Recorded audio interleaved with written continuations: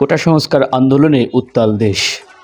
ঢাকা, চট্টগ্রাম ও রংপুরে কোটা বিরোধীদের সাথে পুলিশ ছাত্রলীগের ত্রিমুখী সংঘর্ষের ঘটনা ঘটেছে।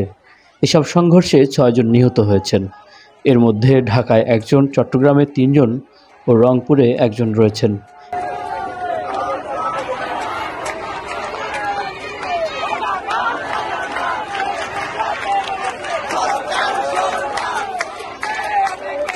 নিহতরা হলেন মোহাম্মদ ফারুক ও মোহাম্মদ ওয়াসিম।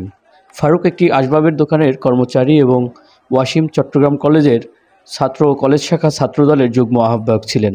অপরজনের পরিচয় জানা যায়নি।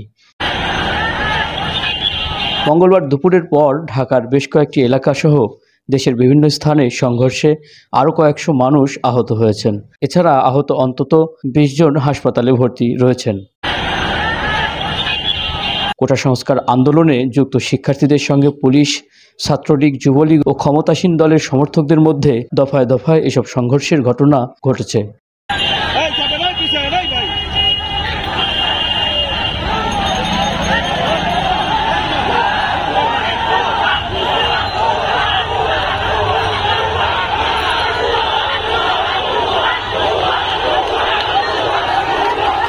এখনও অনেক জায়গায় সংঘর্ষ চলছে। এদিকে দেশের বিভিন্ন শহরের পরিস্থিতি নিয়ন্ত্রণে আনতে দেশ জুড়ে বিজিবি মোতায়েন করা হয়েছে।